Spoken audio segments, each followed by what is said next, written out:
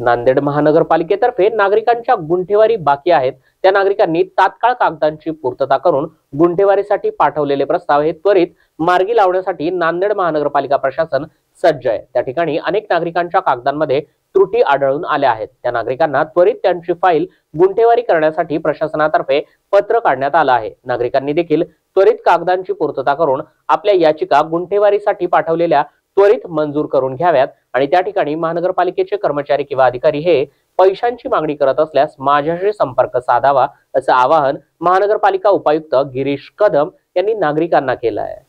महापालिकेत गुंठेवारी जे प्रमाणपत्र आहेत, प्रकरण आहेत, ते अभियंत्यामार्फत सादर करण्यात येतात।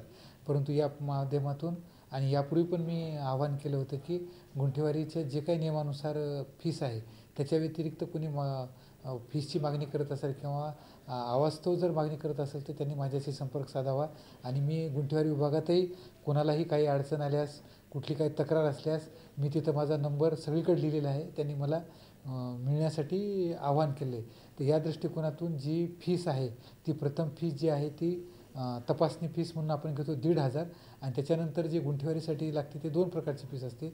एक म्हणजे तुमचं प्रशमन शुल्क, ह्याच्यामध्ये ती जी किंमत असते ते तुम्हाला तुमच्या प्लॉटची साईज म्हणजे तुमचा प्लॉट किती साईजचा आहे आणि दुसरं त्या भागातला रेडी रेकनरनुसार काय दर आहे ह्याच्यावर ठरते।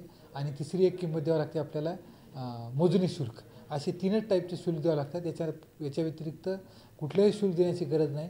आणि असं जर कोणाची जर काही तक्रार असेल किंवा महापालिकेचे अभियंते किंवा बाहेरचे अभियंते किंवा कोणी असं आवाच्या सवा जर कोणी माहिती म्हणजे पैशाची मागणी करत असेल तर या माध्यमातून मी सांगेल की त्यांनी डायरेक्ट मला कॉन्टॅक्ट करावं। त्यांची फीस किती आहे मी त्यांना ते ताबडतोब काढून देण्यात येईल।